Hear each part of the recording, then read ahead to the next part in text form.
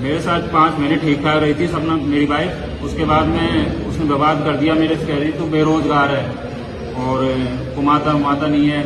तो दोस्तों, target with PS Parihar channel में आपका स्वागत है। सबसे पहले बात कर लेते हैं उत्तर प्रदेश लोक सेवा आयोग की। उसके बाद में रेलवे की जो नोटिस जारी हुई है उसकी चर्चा करेंगे और लास्ट में हम लोग बात करेंगे एक नए कांड की। ज्योति मौर्य से भी एक बड़ा कांड हुआ है, आप लोग उसको भी जरूर देखिएगा। तो ये लोक सेवा आयोग ने आज एक नोटिस जारी की है। एक एग्जाम फिर से पोस्टपोन कर दिया गया है। लिखा एतद द्वारा सूचित किया जाता है कि आयोग की विज्ञप्ति संख्या लिखा हुआ है के माध्यम से वार्षिक परीक्षा कैलेंडर दिनांक 28 जनवरी 2025 के अनुसार उत्तर प्रदेश विश्वविद्यालय केंद्रीय सेवा सहायक कुलसचिव की जो भर्ती आई थी दिनांक 2 मार्च 2025 को होनी थी, को अपरिहार्य कारणों से स्थगित किया जाता है। अब ये परीक्षा जो है वो मार्च में नहीं, अब ये परीक्षा अप्रैल में हो। तो उत्तर प्रदेश लोक सेवा आयोग से एक भर्ती आई थी लगभग 48 पदों पर अप्रैल के महीने में। ये उस भर्ती के बारे में बात हो रही है। और अब हम बात करेंगे रेलवे भर्ती नोटिस की, जो आज जारी हुई है। और रेलवे ने दो भर्तियां, एक है असिस्टेंट लोको पायलट और एक भर्ती है JDMS CMA।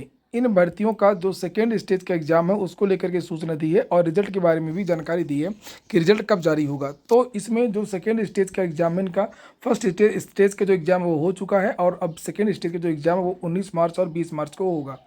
जैसे यहाँ पर लिखा है एंड, ऐसे यहाँ पर भी लिखा है एंड। लिखा है कि CEN number 01/2024 assistant loco pilot. और जो दूसरा नोटिफिकेशन है various post of junior engineer deport material superintendent chemical and metallurgical assistant chemical supervisor research and metallurgical supervisor research. तो ये जो परीक्षाएं वो 19 और 20 को होंगी, यानी कि एक ही दिन में होंगी। एक दिन ये परीक्षा होगी और एक दिन ये परीक्षा होगी।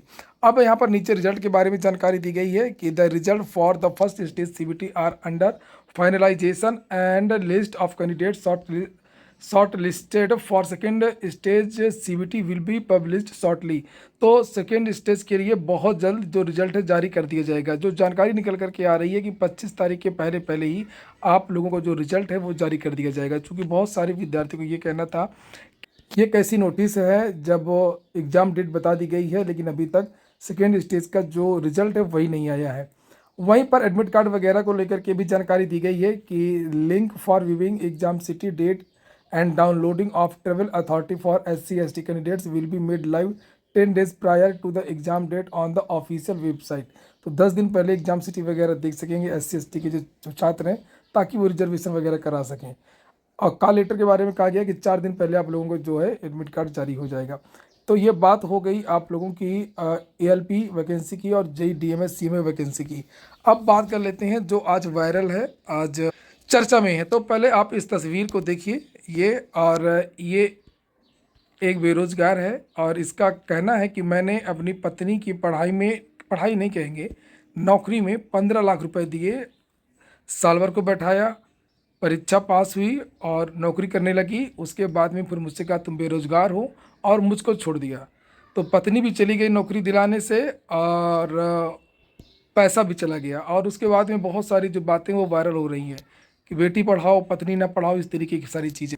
इस तरीके के मामले बहुत सारे निकल के आए जब एक उत्तर प्रदेश का एक मैटर था ज्योति मौर्य वाला, उसके बाद से ये चीज़ें बहुत सारी निकल करके आने लगी। लेकिन ऐसा नहीं है।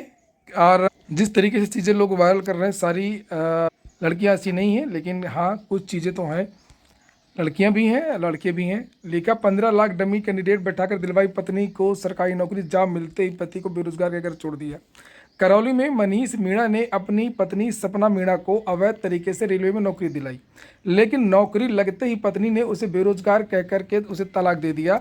धोखा खाने के बाद मनीष ने पूरा मामला उजागर कर दिया, जिसके बाद CBI ने जांच शुरू की। इसी तरीके का एक और मामला पिछले साल आया था, जब एक बहू ने अपनी सास की शिकायत कर दी कि ये 20 साल से नौकरी कर रही हैं फर्जी मार्कशीट पर, इनकी मार्कशीट ही फर्जी है। जांच हुई और सास की नौकरी चली गई। तो कभी भी अपने घर के लोगों से पंगा मत लीजिए, वो आपकी सारी पोल जानते हैं और जो घर के लोग भी हैं वो ब्लैकमेल भी ना करें। तो यहाँ पर लिखा है कि सपना को सस्पेंड कर दिया गया और नीचे लिखा गया कि जहां प्यार में धोखा खाने के बाद एक पति ने अपनी पत्नी की अवैध सरकारी नौकरी की पोल खोल दी, जिससे पूरा मामला CBI तक पहुंच गया। राजस्थान के करौली जिले के नादौती के गांव रोंसी निवासी मनीष मीणा ने अपनी पत्नी सपना मीणा को डमी भर्ती के जरिए रेलवे में नौकरी दिलाई थी और कुछ महीनों बाद ही पत्नी ने उसको बेरोजगार कहकर के छोड़ दिया था। मनीष का दावा है कि शादी के बाद उसने सपना को कोचिंग करवाई, रेलवे की परीक्षा दिलवाई, लेकिन सपना के मौसा चेतन राम ने 15 लाख रुपए लेकर के डमी अभ्यर्थी के जरिए नौकरी दिलाने का सौदा किया। इस दौरान रेलवे गार्ड राजेंद्र ने एजेंट की भूमिका निभाई और लक्ष्मी मीणा नाम की लड़की को परीक्षा में बैठाया गया।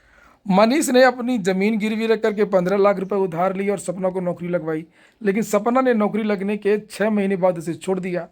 पत्नी की बेवफाई और ठगी का शिकार हुए मनीष ने मामला उजागर करने का फैसला किया और रेलवे सतर्कता विभाग और सीबीआई में शिकायत दर्ज करवाई। सबसे बड़ी बात यह कि रेलवे की ये जो भर्ती है, अब इस पूरी भर्ती की जांच शुरू हो गई है। रेलवे ने सतर्कता विभाग और केंद्रीय जांच ब्यूरो में जांच का शिकायत दर्ज कराई थी। अधिकारियों ने करौली, कोटा, अलवर में तलाशी ली, मामले से जुड़े डॉक्यूमेंट्स जब्त किए। जांचकर्ताओं ने पाया कि सपना की भर्ती प्रक्रिया में एक फर्जी तस्वीर जो फोटो थी वो मिक्सिंग की फोटो लगी हुई थी। फर्जी आईडी का भी इस्तेमाल किया गया था। सीबीआई ने अपने सपना और जो प्राक्सी उम्मीदवार थी जो लक्ष्मी नाम था जो बैठी थी, दोनों के खिलाफ मामला दर्ज कर लिया है और जांच चल रही है। दोनों जेल जाएंगे। और अब तरह तरह की जो चर्चा है वो ट्विटर पर, फेसबुक पर, हर जगह जो सोशल मीडिया में वायरल हो रही है कि आखिरकार एक जो पति होते हैं, जो ज़्यादातर बेरोजगार महिलाएं होती हैं उनके साथ में तो रह लेते हैं, लेकिन ज़्यादातर केसों में जो है बेरोजगार पति के साथ में जो रोजगार वाली जो महिलाएं हैं वो क्यों नहीं रहती हैं। सोशल मीडिया में जो चल रहा है आप लोग कमेंट बॉक्स में बताइए। वो रिपोर्ट दर्ज करेंगे थाने में। कितने रुपए दिए थे आपने? मैंने 15 लाख रुपए दिए थे नौकरी के लिए। राजेंद्र के अकाउंट में डाले थे और 9 लाख चेतराम जो मेरा मौसा ससुरा है उसको दिए थे। उसके थ्रू राजेंद्र के पास पैसे गए थे पूरे। पहले क्यों नहीं बताया आपके पास? क्यों सामने आया? मेरे साथ 5 महीने ठीक ठाक रही थी सपना मेरी वाइफ। उसके बाद में उसने बर्बाद कर दिया। मेरे से कह रही तू बेरोजगार है और कुमाता माता नहीं है तो मैंने उसके घर वालों से बोला था, मेरे नाना ससुरे से, उनके परिजन वालों, उसकी मम्मी से, तो बोल रहे थे तेरे ऊपर तो कर्जा हो गया और मतलब तू बेरोजगार है, कुमाता नहीं है, तो हम हमारी बच्ची को तुम्हारे पास नहीं भेजेंगे अब। तो मैंने बोला कि कर्जा हो गया है तो तुम्हारी बच्ची को मैंने नौकरी लगाया है, इस वजह से हो रहा है। यदि मैं कुछ गलत काम करता है या कुछ दारू वारू पीता तो आप मेरे से कहते कि हाँ तेरे ऊपर कर्जा हो गया है। तो फिर लास्ट में जाके जब मैं सब तरीके से हार गया तो मैंने कंप्लेंट करी है, लेकिन मेरे कंप्लेंटों पे कोई ध्यान ही नहीं दे रहा। मैं जाता हूँ लेकिन कोई सुनवाई नहीं कर रहे इनकी है। जो यहाँ तो रेलवे तो देख सकते हैं आप लोग इसको, लड़का तो ये ठीक ठाक लग रहा है, बस केवल जेब में पैसे नहीं है तो ये होता है। और इससे तो 10 गुना ठीक ही लग रहा है लड़का।